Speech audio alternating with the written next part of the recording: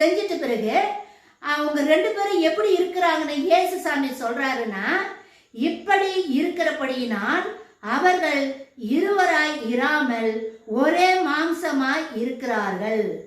ஆகையால் திருமணம் ஆன பிறகு கணவன் மனைவி 2 பேருமே ஒரே உடலாய் இருக்கிறார்கள் அப்படின்னு யார் சொல்றது?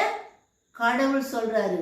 நம்ம ஆண்டவராகிய இயேசு கிறிஸ்து சொல்றாரு, ஒரே உடல் அப்படின்னு சொல்றாரு. அப்படி இருக்கிற அந்த ஒரே உடலை தேவன் இணைத்ததை கடவுள் தான் உங்க 2 பேரையும் ஒன்றாக திருமணத்துல இணைக்கிறாரு. அப்படி இணைத்தத கணவன் மனைவியாக 2 பேரையும் சேர்த்து ஒரே உடலாக இணைத்த கடவுள் என்ன சொல்றாரு தெரியுமா? தேவன் இணைத்ததை மனுஷன் பிரிக்காதிருக்க கடவன். கடவுள் இணைச்சிக்கிறார் இந்த திருமணத்தை.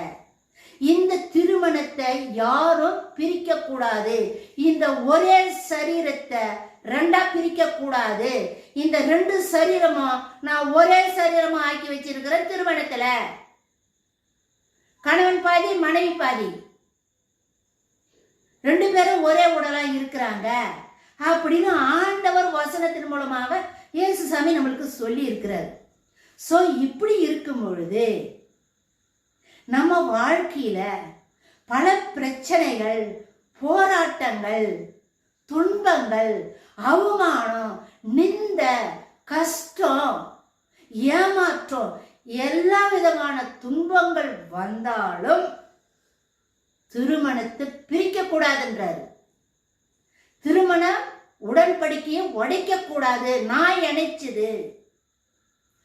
இணைச்சு வச்சத எந்த மனுஷனும் இந்த திருமணத்தை பிரிக்க கூடாது. ஆண் தனியா பெண்ணு தனியா பிரிக்க கூடாது அப்படின்னு ஆண்டவர் சொல்றாரு.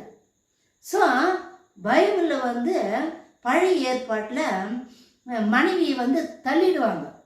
தவறு செய்த தள்ளுதல் சீட்டு கொடுத்து அவளை தள்ளிடுவாங்க.